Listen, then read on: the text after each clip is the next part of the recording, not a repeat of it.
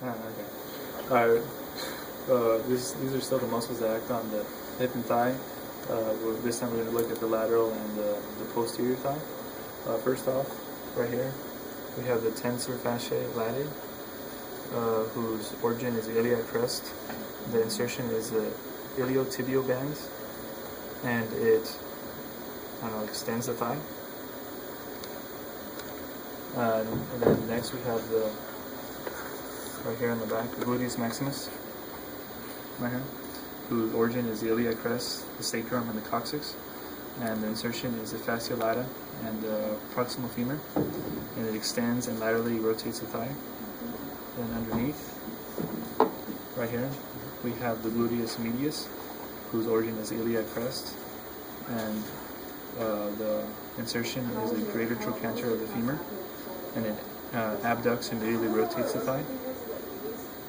And then right here on the back, number 16, is the semitendinosus, whose origin is the ischial tuberosity, and the insertion is the medial condyle of the tibia, and it flexes the leg and extends the thigh. And then we have right here, this one right here, is the biceps femoris long head, whose origin is the ischial tuberosity, and the insertion is the head of the fibula, and it extends the thigh and flexes the leg. And right here, this one is the biceps femoris short head, whose origin is the linea aspera of the femur, and the insertion is the head of the fibula, and it flexes the leg. And then 17, we have this one right here, is the semimembranosus. Yeah, semimembranosus. And the origin is the ischial tuberosity, and the insertion is the medial condyle of the tibia, and it flexes the leg, extends the thigh, and immediately rotates the leg. And then we have 15 here, the gracilis, whose origin is the inferior ramus and body of the pubis.